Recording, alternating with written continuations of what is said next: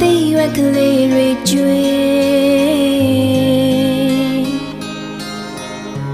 ဝီလာနဲ့ပြောင်းမြမမိုးသားထက်ကကျဲတွေငေးဆုံးအားနေတဲ့ညနဲ့တွေ့တဲ့တိတ်တိတ်ကလေးအသေးရီကွယ်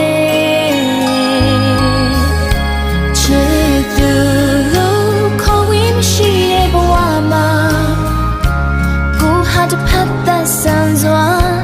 အတားလေးရီထားကိုအမလို့ပြောလေလက်ခံပါတယ်မပိုင်ရပါမဲ့ဆိုင်ခဲ့ပါတဲ့အချစ်ရဲ့မညာပါနဲ့မုံမိုးတော့မလို့ဘူးချင်နေ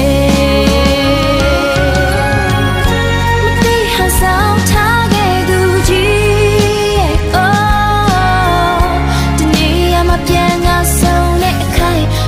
ချစ်ဟဆောင်ငါမေးပြလိုက်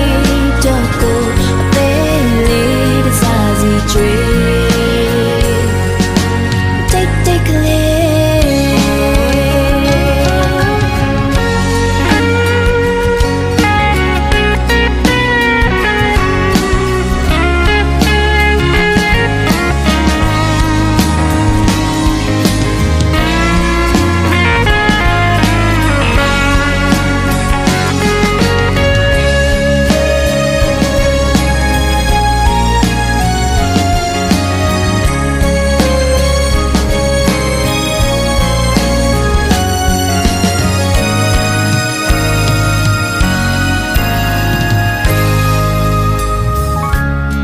ပြင်းလေးရဲ့အဝေးမှာသိရွက်ကလေးတွေကျွေး